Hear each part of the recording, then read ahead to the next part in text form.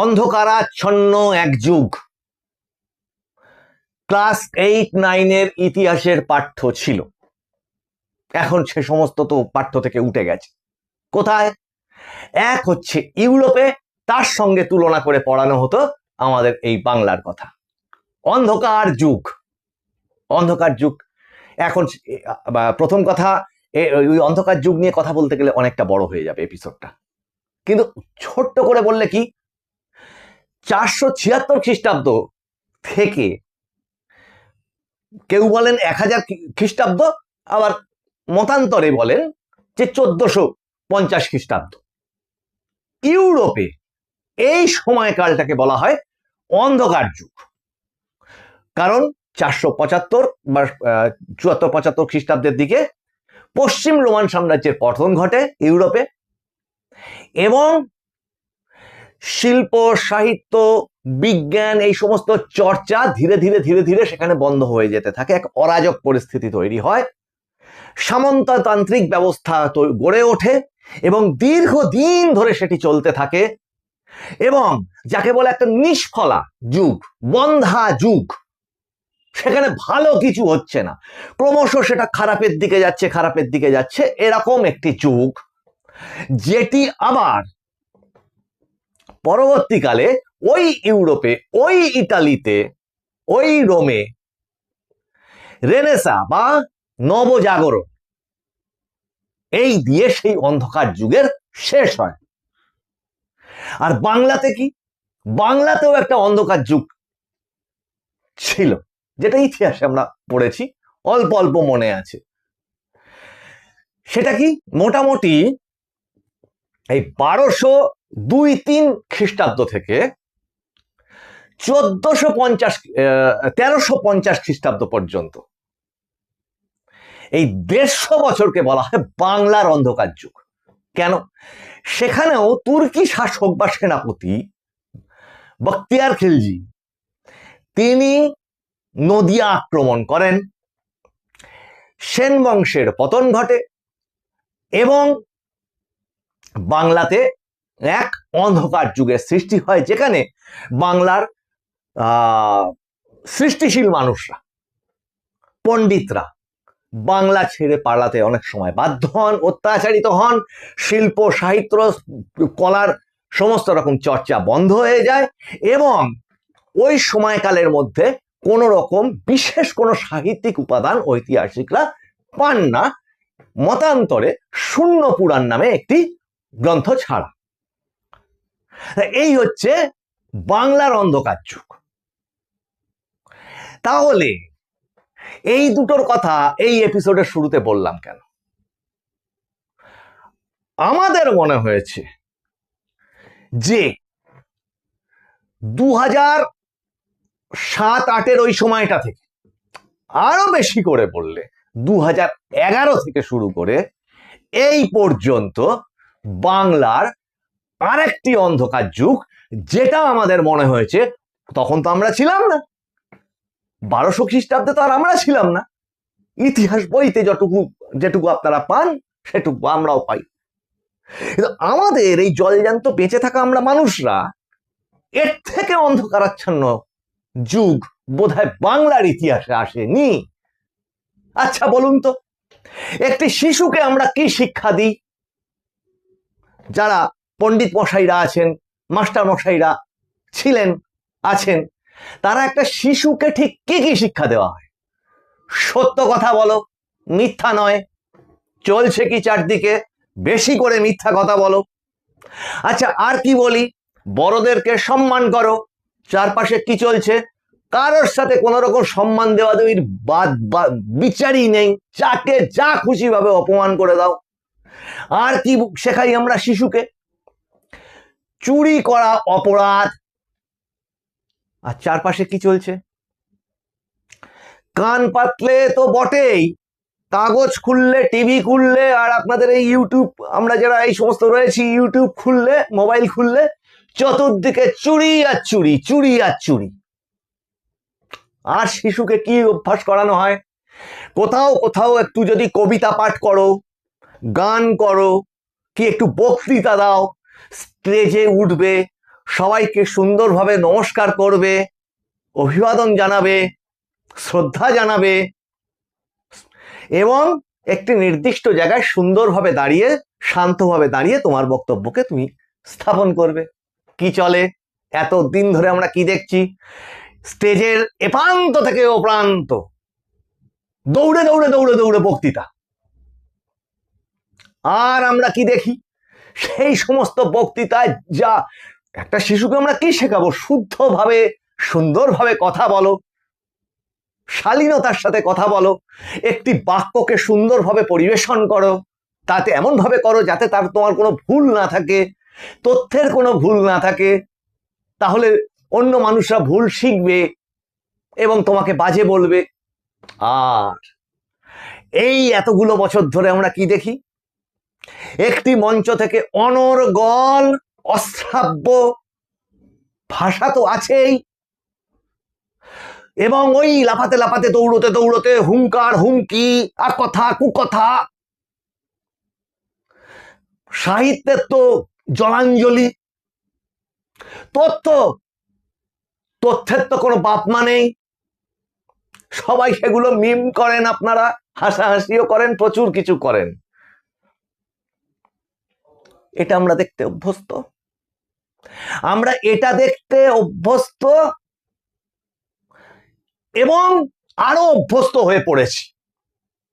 আর আমরা শিশুকে কি শিক্ষা দিই? যে যদি সেই শিশু পুরুষ হতে পারে, সেই শিশু স্ত্রী হতে পারে, নারী হতে পারে, তাহলে সেই শিশুকে তাদেরকে স্কুলে বা বাড়িতে কি শিক্ষা দেওয়া উচিত বা কি শিক্ষা দেওয়া হতো? যে কোনো জায়গাতে নারীদেরকে সম্মান করবে, শ্রদ্ধা করবে, এবং যদি কেউ বিপদে পড়ে তুমি তাকে গিয়ে সেখানে সাহায্য করবে।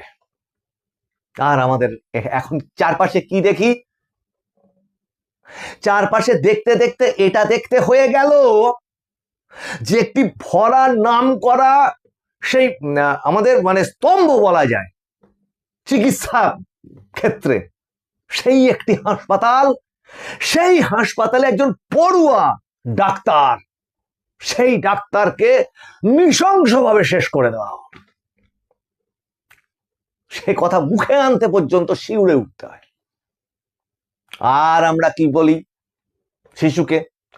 যদি ভুল করে ফেলো, অন্যায়ও যদি করে ফেলো, তাহলে বড়দের কাছে এসে স্বীকার করো, অন্যায় স্বীকার করো। আমরা তা দেখছি, আমরা চারপাশে কি দেখছি? যদি কেউ কিছু একটা ভুল করেও ফেলে, তাহলে আলো করে টিভির সামনে বসে, আর কোথায় তার থেকে বড় বা তার থেকে ছোট অন্যায় কে করেছে, ও যদি করে থাকে আমিও করেছি, বেশ করেছি, ও আগে কেন করেছে। এই যেন একটা স্কুলের ক্লাসরুম, যেখানে কচি বাচ্চারা, অবোধ বাচ্চারা বসে আছে, বলছে যে এই মাস্টারমশাই বলছে, এই তুই মুখ ভেঙালি কেন, তুই এরকম আওয়াজ করলি কেন? তখন বাচ্চারা বলছে, মাস্টারমশাই বা দিদিমণি আমি করিনি, ও আগে করেছে। এবার পাশের ছেলেটা বা মেয়েটা সে বলছে ও আগে করেছে। এইটা তো আপনারা প্রত্যেক দিন টিভির পর্দায় দেখেন। আমি অন্যায়টা করলাম সেটা কিচ্ছু না, সেটাকে খারাপ কোনোভাবেই বলা যাবে না। তার নাম হচ্ছে নেতা, তার নাম হচ্ছে মুখপাত্র, নিজের খারাপটাকে কখনো বলা যাবে। এইটা আমরা দেখছি। এবং বুদ্ধিজীবী, এই বুদ্ধিজীবীদের আজ থেকে মানুষের ভাষা বলছে কুবুদ্ধিজীবী। এই কুবুদ্ধিজীবীরা তার আগে, এই 2011 আগে তারা একটা সম্মান শ্রদ্ধা পেতেন টেতেন, আর তৎপরবর্তীতে তারা যখন নৃশংসভাবে এই আরজি করের এই ডাক্তার চলে গেলেন, এই কুবুদ্ধিজীবীদের তখন আর কিচ্ছু দেখা যায় না। যখন বড় বড় এই কি বলে সিএ নামে নাম দিয়ে তখন এনআরসি নামক আন্দোলন হয়ে চতুর্দিক ধ্বংসলীলা চললো, তখন ওই কুবুদ্ধিজীবীরা স্টেজের ওপর দাঁড়িয়ে কি উৎকট লাগছিল দেখতে, যে সেই সমস্ত মানুষের লেখা এক সময় রীতিমতো আন্তরিকভাবে পড়েছি, হ্যাঁ, সেই কবি, সেই সমস্ত বুদ্ধিজীবীরা দাঁড়িয়ে কা কা কা কা করলো, কি উৎকট। এবং এইগুলো আমরা দেখতে দেখতে অভ্যস্ত হয়ে গেছি। আর খারাপকে দেখতে দেখতে দেখতে দেখতে অভ্যস্ত হয়ে গিয়ে কি এটাও একটা, এই অভ্যাসটাই আমরা চলবো? এইটা হচ্ছে একটা বড় প্রশ্ন। তাহলে যা যা কিছু আমরা দেখলাম হিসাব করে, যে যা যা কিছু আমরা একটা শিশুকে, আদর্শ শিশুকে বড় হয়ে উঠতে, ভালো মানুষ হয়ে উঠতে যে শিক্ষাগুলো বইতে লেখা থাকে, ঈশ্বরচন্দ্র বিদ্যাসাগর থেকে রবীন্দ্রনাথের বইতে তাদের যে শিক্ষা চেতনা আলোকে, এবং আরো আরো মনীষীদের শিক্ষাগুলিকে নিয়ে আমরা যখন একটি শিশুকে তার সামান্য অংশ শিক্ষা দেওয়ার চেষ্টা করি, তাতে ঠিক যেগুলো করতে নেই আজকের সমাজটাতে, ঠিক সেগুলোই করাটা হচ্ছে প্রাইজ পাওয়ার সমান। মানে ওইগুলো যে করে সে বড় বড় প্রাইজ পেয়ে যায়। যত বেশি দুর্নীতি করা যায় তত বেশি উন্নতি করা যায়। আর আমি আগে একটা এপিসোডে বলেছিলাম, অশিক্ষা, এই অশিক্ষা তো কলমকে কখনো বিশ্বাস করে না। অশিক্ষা অস্ত্রকে বিশ্বাস করে।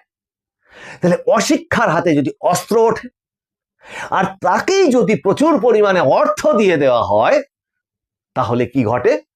অরাজকতা, অন্ধকার, অধঃপতন, অনাচার, যা যা কিছু বলতে পারে। এই অবস্থাটা কি একদিনে তৈরি হলো? এবার হাঁ করে যদি অনেকে পড়েন যে এটা অন্ধকার যুগ, তাহলে বাম আমলে অন্ধকার যুগ ছিল না? অবশ্যই, সে আমি তো বললামই ওই অংশ থেকেই শুরু হয়েছে। তাহলে আবার বামরা বলবে হ্যাঁ সিদ্ধার্থ শঙ্কর রায়ের সময় হচ্ছে অন্ধকার যুগ ছিল না? তাহলে তারও আগে যারা আছে তারা বলে তাহলে ব্রিটিশদের সময়, বিধান রায়ের আগে ব্রিটিশদের সময় অন্ধকার যুগ ছিল না? ওকে, ভেরি গুড। তাহলে আমরা অন্ধকার, আরো অন্ধকার, আরো অন্ধকার, অতল অন্ধকারে তলিয়ে যাই। কি মজা, তাই না? আমরা আলো আর দেখবো না। তাহলে এই আলোটা এবার দেখতে হবে, এবং এটার জন্যে সকলকে সতর্ক থাকতে হবে যে ওই স্টেজে উঠে চরকি নাচন এবং তারপরে উৎকট উৎকট নন ইস্যুকে ইস্যু তৈরি করে সেন্টিমেন্ট জয় করা, এটার জন্য সংখ্যালঘুদেরও ভাই বোনেদেরও সতর্ক করব, নিজেদের সন্তানদের কথাও ভাবুন। এমনকি এই ধরনের মানুষদেরকেও বলবো যারা হয়তো অনেক প্রেসারে পড়েও এরকম মানুষ করতে অনেক সময় বাধ্য হন, যে একটু বিপথে চালিত হয়ে গেছেন, দায়ে পড়ে হয়তো কোনো একটি খারাপ কাজের মধ্যে নিজেকে জড়িয়ে ফেলতে বাধ্য হচ্ছেন, এমন মানুষও আছেন। এরকম মানুষ অন্তত তারাও চান যে আমার সন্তানটা যেন ভবিষ্যতে ভালো মানুষ হয়। তাহলে এই সেই সময়, যে সময় নবজাগরণ, অন্ধকার যুগের অবসান করে নবজাগরণ আনবার সময়। আমি ইতিহাসটা বড় করে ব্যাখ্যা করতে পারিনি এই এপিসোডে। সকলকে অনুরোধ করব ইউরোপের অন্ধকারাচ্ছন্ন যুগ এবং বাংলার অন্ধকারাচ্ছন্ন যুগ যে কোনো জায়গা থেকে এখন গুগল টুগুলের মধ্যে দিয়ে একটু পড়ে নেবেন, আমার যদি তথ্যে কোনো ভুল থাকে।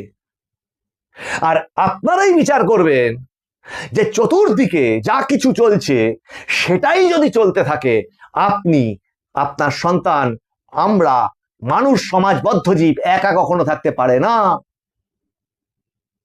এবং সেই আমরা সবাই মিলে আর কতদিন বেঁচে থাকতে পারবো ভালোভাবে।